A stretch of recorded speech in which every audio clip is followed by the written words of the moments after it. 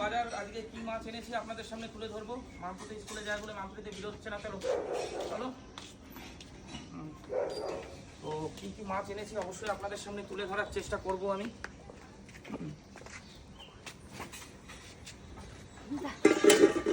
না বাবা, প্রতিদিনের মতো সকালে মাছ আনা, ওটা কাঁচা লঙ্কা। তো কী মাছ আছে অবশ্যই দেখানোর চেষ্টা করি আমি আপনাদের সামনে। তো কি মাছ? ওটা ঢেলে দাও তাহলে বুঝতে পারবা কী মাছ। ওটা হচ্ছে কাতলা মাছ, 1 কিলো 200 বড়ো সাইজের কাতলার থেকে। যেটা কাতলা অনেকদিন আনা হয় না, দই কাতলা বানালে হবে।